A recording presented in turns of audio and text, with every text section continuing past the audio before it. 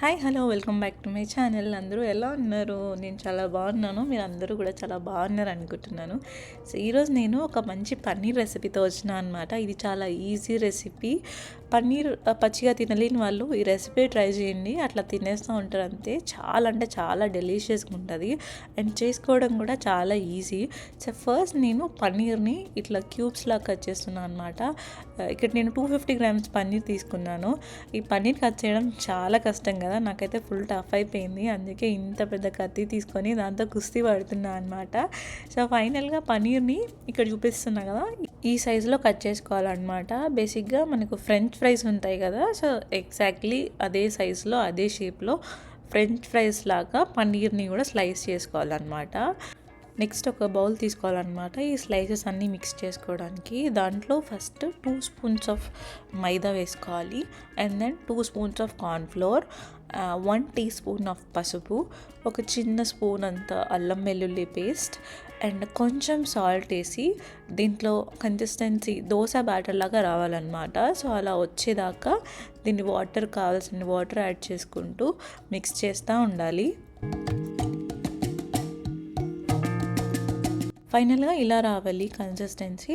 ఇప్పుడు దీంట్లో మనం ఏవైతే కట్ చేసి పెట్టుకున్నామో ఆ పన్నీర్ పీసెస్ అన్నీ కూడా వేసేసుకొని ఈ బ్యాటర్ అంతా కూడా పీసెస్కి పట్టేలాగా అండ్ పీసెస్ బ్రేక్ అవ్వకుండా జాగ్రత్తగా ఇవన్నీ మిక్స్ చేయాలి.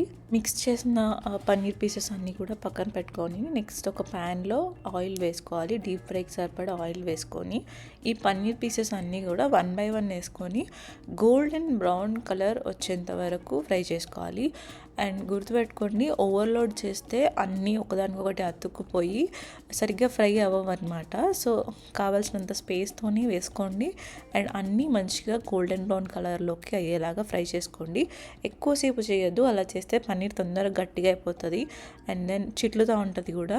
సో కొద్దిసేపు గోల్డెన్ బ్రౌన్ వచ్చేంత వరకు చేసి ఇవన్నీ కూడా తీసి పక్కన పెట్టుకోండి. ఇప్పుడు నేను సాటే కావాల్సిన వెజ్జెస్ కట్ చేస్తున్నాను. ఫస్ట్ ఒక 4 గార్లిక్స్ తీసుకొని ఇలా చిన్న చిన్న స్లైసెస్గా కట్ చేసుకోండి అండ్ దెన్ పచ్చిమిర్చి కూడా ఒక 5-6 తీసుకొని వాటిని చిన్న చిన్నగా కట్ చేసుకోండి. అలాగే ఒక హాఫ్ ఆనియన్ కూడా సన్నగా తరుక్కోవాలి and then spring onion bunches ఉంటాయి కదా, ఒక 3-4 తరిగి పెట్టుకోండి అండ్ ఒక కప్పులో పెరుగు తీసుకొని ఇలా దాన్ని చిలికి పెట్టుకోండి. ఇప్పుడు ఇంకొక ప్యాన్ తీసుకొని మనం డీప్ ఫ్రైకి యూజ్ చేసిన ఆయిల్ కూడా ఇందులో యూజ్ చేయొచ్చు. దాంట్లో ఒక 3 టీ స్పూన్ల ఆయిల్ వేసి నూనె వేడయ్యాక కొంచెం జీలకర్ర అలాగే మనం కట్ చేసి పెట్టుకున్న పచ్చిమిర్చి అండ్ గార్లిక్ కూడా వేసి వీటిని కొద్దిసేపు సాటే చేయాలి. సో ఇదంతా కూడా కొంచెం హై ఫ్లేమ్లోనే చేయాలండి. సో ఇది అవ్వకముందే దీంట్లో కొంచెం జీడిపప్పు కూడా వేయండి. ఆ వేడికి అవి కూడా తొందరగా ఫ్రై అవుతాయి.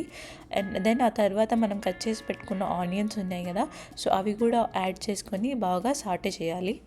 ఆనియన్స్ కొంచెం ఫ్రై అయ్యాక దీంట్లోనే కరివేపాకు కూడా వేసుకొని బాగా కలపండి అండ్ దెన్ అలాగే ఒక స్పూన్ కారం, ఒక స్పూన్ గరం మసాలా, ఒక స్పూన్ సాల్ట్, ఒక స్పూన్ పసుపు ఇవన్నీ వేసి కొంచెం మిక్స్ చేసిన తర్వాత మనం చిలికి పెట్టుకున్న కర్డ్ ఉంది కదా, కర్డ్ కూడా ఇందులో యాడ్ చేసి బాగా మిక్స్ చేయండి. గుర్తుపెట్టుకోండి, ఇదంతా హై ఫ్లేమ్లోనే చేయాలి, ఫ్లేమ్ తగ్గించకూడదు. హై ఫ్లేమ్లో అయితేనే బాగా కుక్ అవుతుంది.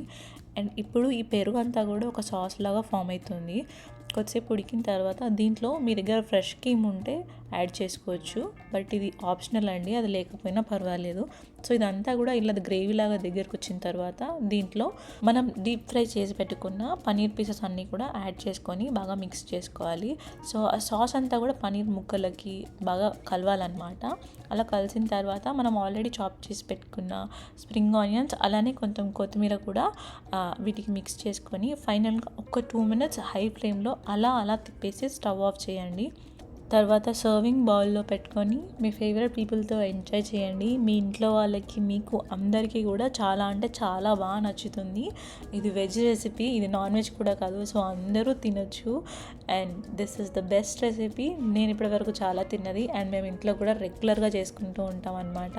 అంత బాగుంటుంది, ఖచ్చితంగా ట్రై చేయండి నా మీద నమ్మకంతో.